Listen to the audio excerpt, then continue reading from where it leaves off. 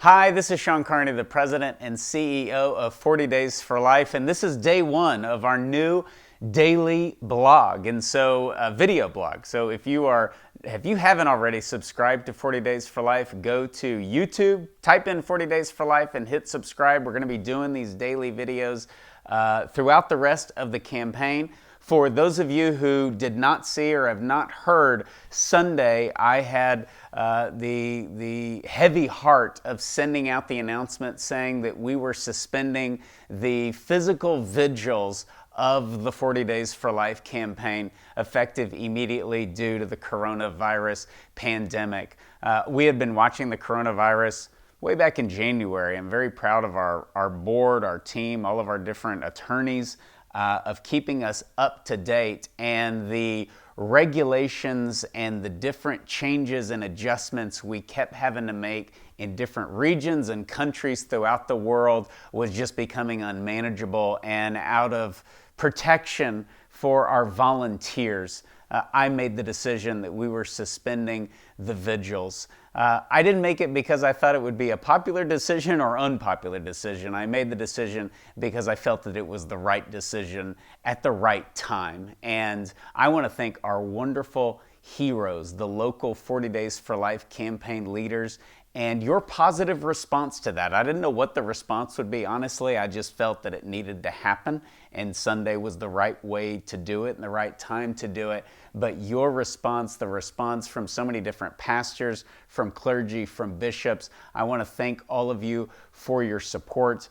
It was a very difficult decision. I've been to over 530 of our locations around the world. No one has told anybody to go pray in an abortion facility the last 15 years more than I have. It is what we do, and it was very difficult to suspend that most vital part of a 40 Days for Life campaign for these remaining days, but we needed to do it.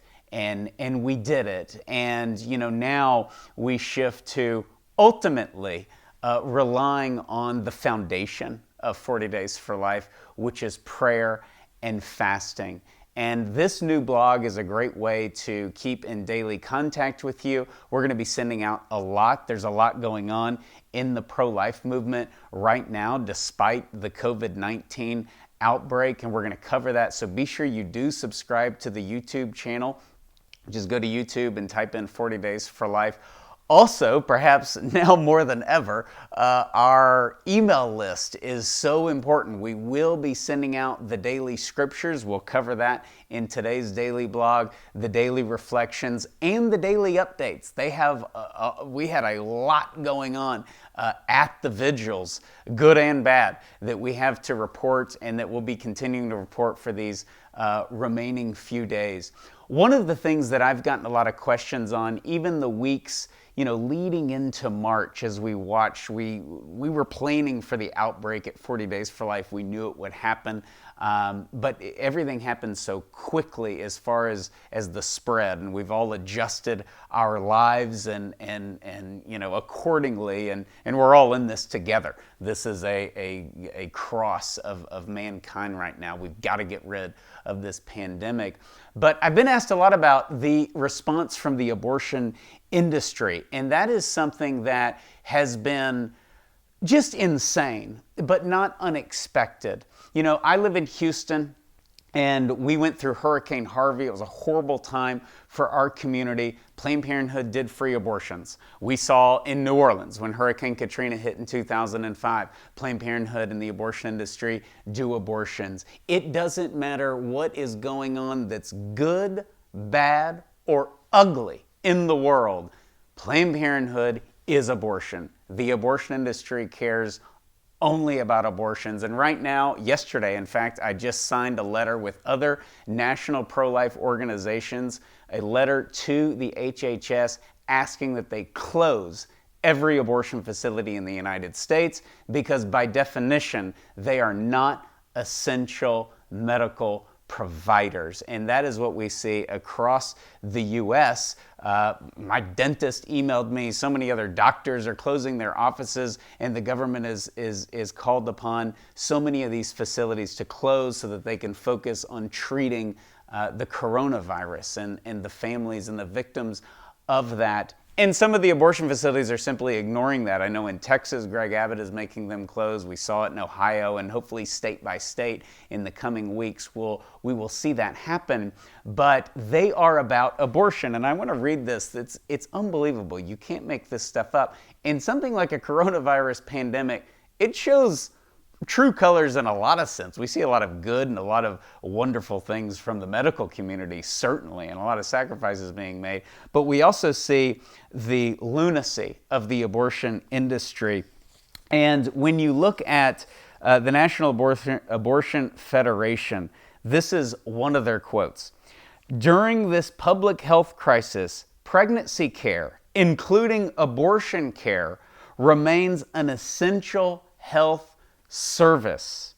It is critical that leaders treat outpatient abortion providers as essential businesses and that hospital systems ensure the continuation of abortion care as an essential service. We knew this was coming. This was actually put out a week before they started saying only essential medical services, because they knew it was coming and they know that it's not essential.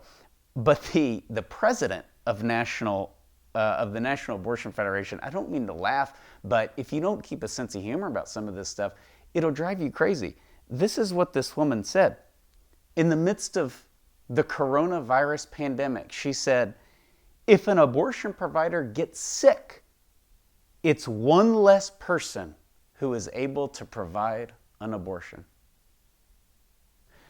Now, who on earth, as we see the death toll go up, as we see the cases go up in our cities, in our states, in our country, is looking up to God, wondering, what are we going to do when all the abortion doctors get the coronavirus and there's one less person to do abortions? Abortion is the last thing anyone needs right now.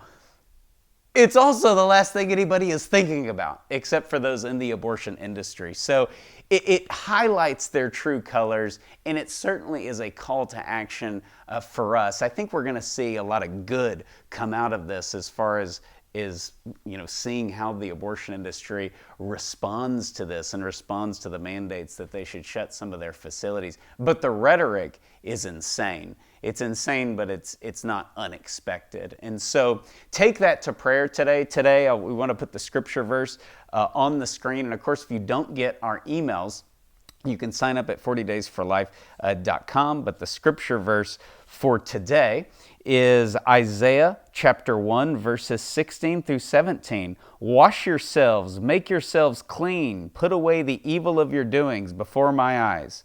Cease to do evil, learn to do good. Seek justice, rebuke the oppressor, defend the fatherless, plead the widow.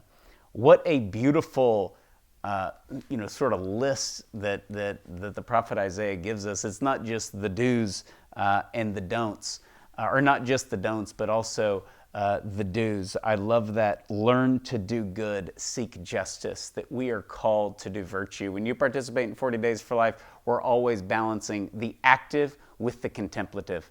And of course, the contemplative, the prayer, always has to come first, and we are learning that now more than ever as we are praying from our homes and fasting from our homes for an end to abortion. So what a beautiful and timely scripture verse to reflect upon.